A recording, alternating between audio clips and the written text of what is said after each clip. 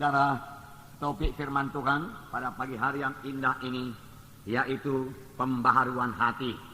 Hati yang berubah menjadi baru. Tuhan menghendaki hati kita ini berubah. Dalam mengikut Tuhan, kita tidak boleh terus-menerus memakai hati yang lama. Hati kita harus berubah menjadi hati yang baru. Tetapi banyak anak-anak Tuhan kurang memperhatikan perubahan hatinya. Pada akhir-akhir tahun ini, saudaraku, marilah kita memperhatikan hati kita.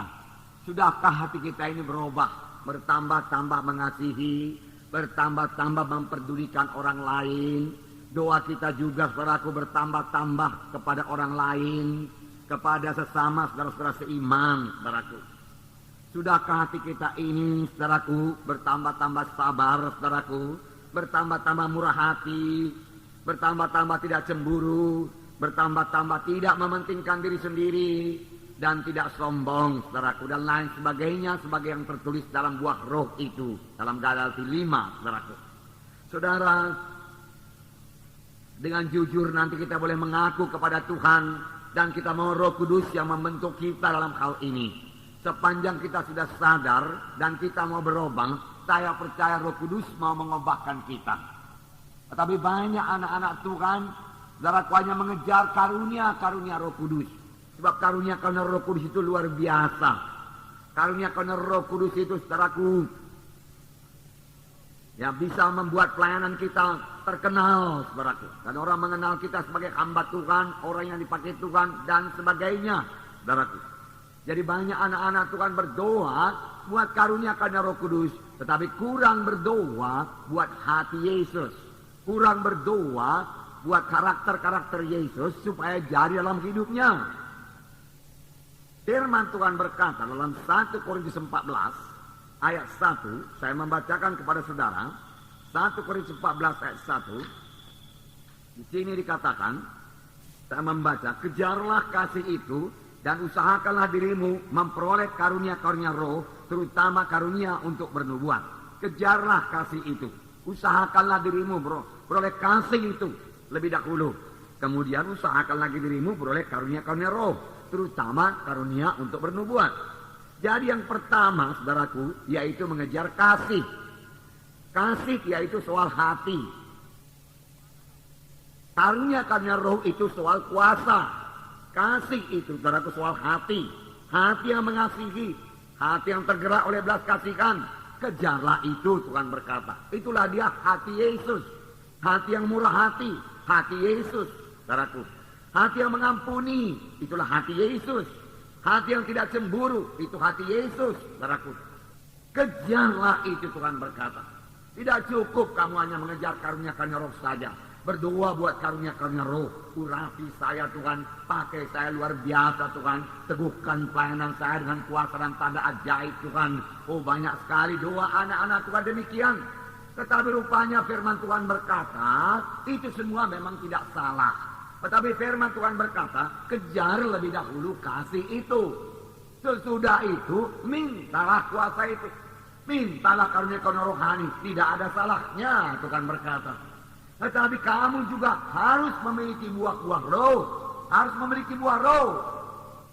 Harus memiliki kasih. Kasih dalam hati kita. Saudaraku, sesudah kita jatuh kepada dosa, hati kita sebenarnya mengasihi diri sendiri. Tanya lagi mengasihi Tuhan dan mengasihi sama manusia sebagaimana yang dimaksudkan Tuhan. Tetapi kita sudah banyak mengasihi diri kita sendiri. Oleh sebab itu kita perlu berdoa supaya Tuhan mengubahkan hati kita lebih dahulu. Menjadi hati yang baru. Menjadi hati yang mengasihi. Hati yang suka menolong. Hati yang suka kebaikan orang lain. Hati yang tergerak oleh belas kasihan melihat jiwa-jiwa berdosa atau jiwa-jiwa keberatan. Bagaimana Tuhan melihat seorang yang sakit kusta yang berdoa kepadanya. Tuhan, jika engkau mau, engkau sanggup menyembuhkan aku. Firman Tuhan mengatakan bahwasanya pertama-tama hati Yesus tergerak oleh belas kasihan. Lalu dia mengulurkan tangannya dan menyembuhkan orang tersebut.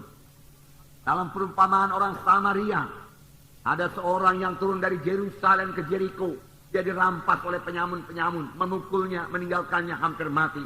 Lalu lewatlah seorang imam, dia melihatnya, hatinya tidak tergerak oleh belas kasihan. Dia punya kedudukan dalam gereja. Dia dihormati dalam gereja, saudaraku. Dia orang yang beragama, saudaraku. Tetapi hatinya tidak tergerak oleh belas kasihan. Tidak tergerak untuk menolong. Dia melihat, dia melewatinya saja, saudaraku. Kemudian datang lagi seorang Lewi. Yang juga orang beragama. Terkenal, saudaraku, memegang hukum Taurat, saudara. Tetapi hatinya masih hati yang lama. Dia lihat orang yang dirampas itu. Kemudian dia lewati, dia berjalan lalu, saudaraku. Saudara, kemudian lewatlah seorang Samaria yang kelihatannya tidak sebagai orang yang beragama. Akan orang mengatakan itu orang kafir. Tetapi dia memiliki hati yang baru, hati yang mengasihi. Ketika dia lihat orang yang dirampas itu, hatinya tergerak oleh belas kasihan. Hatinya tergerak oleh belas kasihan. Dan tidak sampai di situ saja. Hati yang tergerak oleh belas kasihan ini diteruskannya kepada tindakan. Tindakan kasih, perbuatan kasih. Dia datang kepada orang tersebut. Kemudian dia bersihkan luka-lukanya. Dia balut luka-lukanya. Kemudian dia angkat ke keledainya. Dia bawa ke rumah tumpangan. Kemudian dia berkata, uruslah orang ini baik-baik. Ini 2 dinar. Nanti kalau kurang, gua atau kembali kutambahi lagi. Pokoknya dia engkau urus baik-baik sampai dia bisa sembuh. Sampai dia pulang ke kampungnya. Bahkan dia tidak mengharap balasan apa-apa. Saudaraku, itulah dia hati Yesus. Saudaraku, itulah dia karakter Yesus. Saudaraku, itu yang perlu kita miliki. Saudara, memang kita perlu kuasa. Perlu. Tanpa kuasa juga tidak bisa melayani. Saudaraku, tetapi lebih penting hati ini. Hati yang berubah.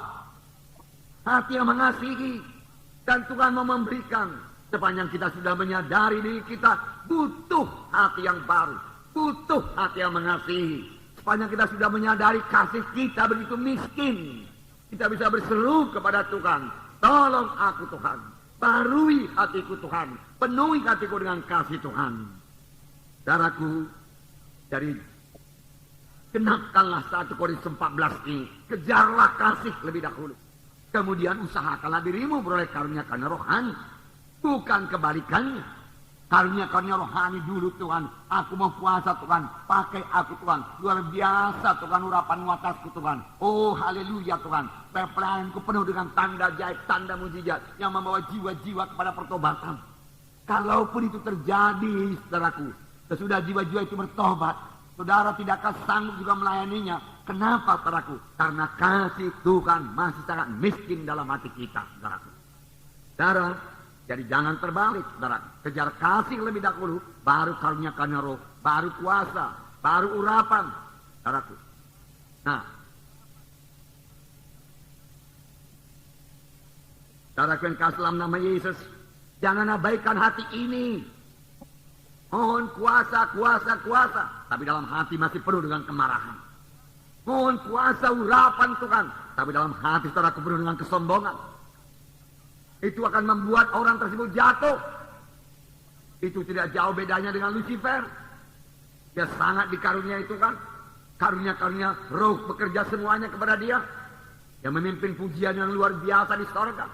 Dia punya talenta musik yang luar biasa. Dia punya urapan penyembahan yang luar biasa. Tetapi dia memiliki hati yang sombong. Hati yang membesarkan diri. Dia mementingkan diri sendiri. Hatinya belum berubah. Dan tidak lama kemudian dia pun jatuh. Kita melihat hati kita. Sudahkah kita bebas dari kemarahan? Sudahkah kita bebas dari kepahitan hati? Sudahkah kita bebas daripada roh tidak mengampuni? Sudahkah hati kita bebas daripada roh-roh pertentangan? Balas dendam daripada segala kenajisan saudaraku. Itulah yang perlu dibersihkan lebih dahulu. Dan seturut dengan firman Tuhan minggu yang lalu, kalau kita membersihkan dari dalam pinggan itu, maka bahagian luar pinggan itu juga akan bersih.